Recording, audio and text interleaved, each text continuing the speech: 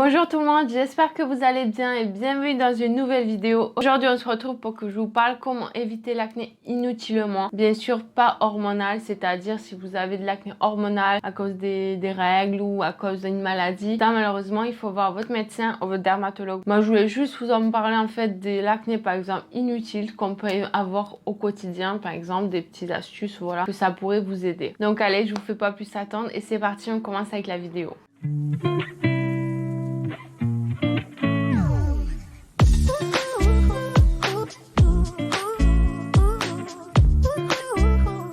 Alors, en numéro 1, je vous ai marqué avoir des serviettes exprès pour le visage. Parce que oui, c'est très important d'avoir des serviettes exprès pour le visage. On peut pas s'essuyer le visage avec les serviettes qu'on utilise pour les cheveux ou pour le corps. Alors moi, du coup, j'ai des serviettes exprès que je me suis acheté pour le visage. Franchement, ça coûte pas cher du tout. Et vous pouvez en avoir un peu partout. Moi, voilà, je les ai pris Action, c'est là. Franchement, ils sont très bien. Ça se présente comme ceci. Donc ça, c'est très important parce qu'on n'a pas les mêmes bactéries sur le corps, sur les cheveux que sur le visage. Donc déjà, moi, j'ai changé du coup parce que c'est vrai, je vous avoue, avant, j'en avais pas. Je me suis celui-là avec les cheveux. Mais non, erreur du coup, franchement, à éviter. Ça prend pas de place. Ça a une petite bague. On range franchement dans un petit coin. Moi, je l'utilise à peu près du coup 2 fois par jour. Ça peut m'arriver plus, ça dépend. Et je les lave en fait, je les change toutes les 2 jours. Donc voilà, je les fais tourner comme ça. Donc après, si vous en avez 1 milliard des petites serviettes, changez-les tous les jours. Et aussi, par contre, je les lave pas pareil qu'avec mes vêtements ou avec les serviettes du coup que j'utilise pour le corps et les cheveux. Je les lave vraiment à part. Donc voilà, ça c'était franchement mon premier astuce. Vraiment, ayez des serviettes exprès pour le visage. Très important. Avant je l'ai pas fait, maintenant je le fais et j'ai vu le changement. En numéro 2, du coup je vous ai mis changer souvent vos thés d'oreiller. Oui, parce que du coup quand en fait on a aussi des petites bactéries à cause des cheveux. En plus si vous avez des pellicules, on pose notre visage dessus. Non plus les thés d'oreiller ça coûte pas cher et même quand vous les avez, c'est pas perdu. Donc changez-les régulièrement. Même si vous dites oh c'est propre, ça c'est encore...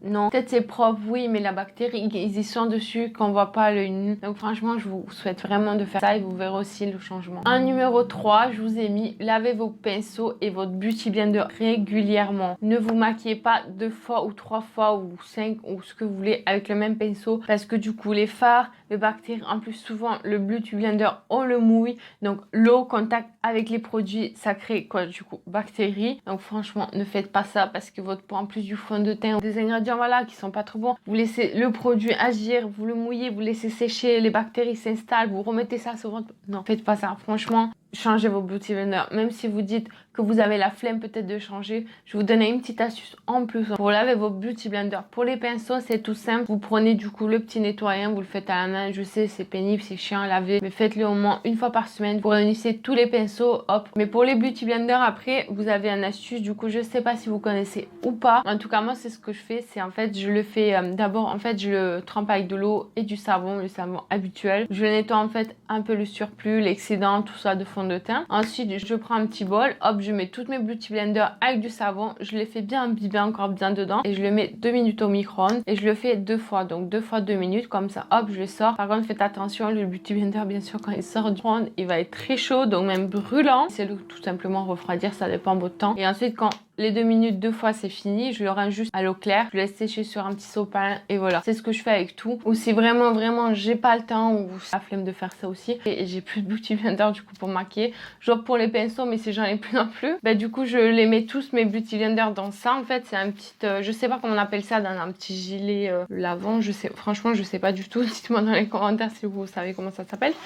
Et du coup, en fait, hop, je les glisse tout dedans et je le fous dans la machine, pareil, tout seul. Après, souvent, c'est pas très économique, bien sûr, parce que du coup, on gaspille beaucoup d'eau pour nettoyer les beauty blenders. Les mieux économiques que je peux vous donner, c'est au micro-ondes. Mais du coup, vraiment, si c'est la flemme, c'est l'option flemme, on va dire. Ensuite, en numéro 4, je vous ai mis désinfecter votre téléphone. Ça prend 2 secondes à faire parce que vous ne savez pas, ou peut-être vous savez, toutes les bactéries qu'il y a sur le téléphone. Par exemple, on touche l'argent, on touche un poignet, que quelqu'un a touché par exemple, en plus à l'époque en ce moment qu'il y a le corona, tout ça et tout, on tripote notre téléphone, on le met là sur notre visage, tout ça, hop, parfois on le tient comme ça, on frotte bien que les microbes s'intègrent bien à notre peau, on se rend pas compte. Donc franchement, désinfectez vos téléphones avec de l'alcool, tout simplement, de l'alcool à 99%, prenez avec un petit torchon, vous voyez les torchons doux là pour nettoyer l'écran de téléphone. Si vous avez un coque de téléphone, n'hésitez pas à l'enlever, hop, même à l'intérieur, même en plus pour ceux qui ont des enfants, du coup nos enfants souvent ont notre téléphone téléphone et quand ils sont petits, ils le mettent à la bouche. Vous vous rendez compte, toutes les microbes qu'ils peuvent avaler, franchement, c'est horrible. Donc, les personnes ne pensent pas souvent, mais désinfecter son téléphone, il faut que ça devienne une habitude. C'est comme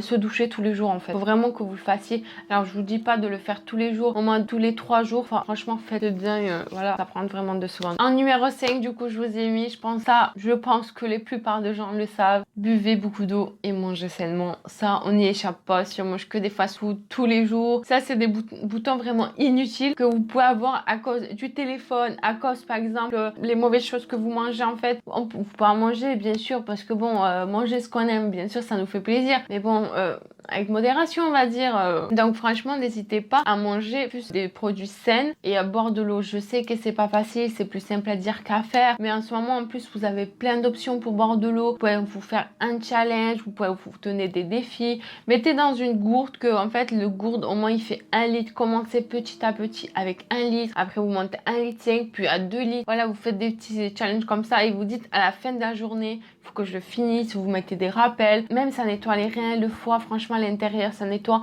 Donc, ça vous nettoie et du coup, vous n'aurez pas de boutons.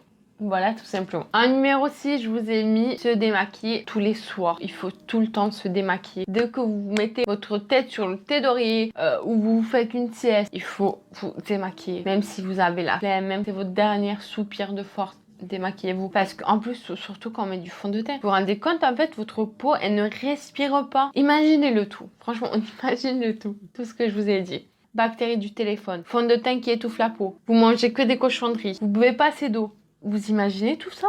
Oh, mon Dieu, c'est normal que vous ayez des boutons inutilement. Même vous prenez une lingette, vraiment c'est le dernier recours des flemmes, du flemme. Mais il faut absolument vous démaquiller. C'est très important. En 7, je vous ai mis, il faut laver absolument votre peau régulièrement. Vraiment, il faut que vous le lavez. Si vous avez des serviettes exprès pour le visage, pas de boutons. C'est que pour le visage. Vous lavez avec un petit savon doux ou un gel nettoyant. D'abord, vous démaquillez, vous enlevez avec un petit lotion le surplus. Hop, vous lavez bien le visage. N'hésitez pas à insister derrière. Surtout là, vous voyez, hop, là où souvent le fond de teint, on le descend, on le déborde. N'hésitez pas à le laver bien autour de votre peau. Parce que là aussi, ça fait partie. Donc comme ça, au moins, vous démaquillez, vous nettoyez votre peau. Votre peau, elle respire et elle prend un air et tout ça. En 8, je vous ai mis faire trop de gommage par semaine. Franchement, si vous en abusez avec le gommage, ne vous étonnez pas que vous avez des boutons. Le gommage, c'est 1 fois par semaine, pas plus. Parce que même si vous dites, oh mais c'est un grain doux, tout ça. Non, votre peau, en fait, vous la décapitez. Même si vous la nettoyez avec le plus grande douceur que vous voulez, votre peau,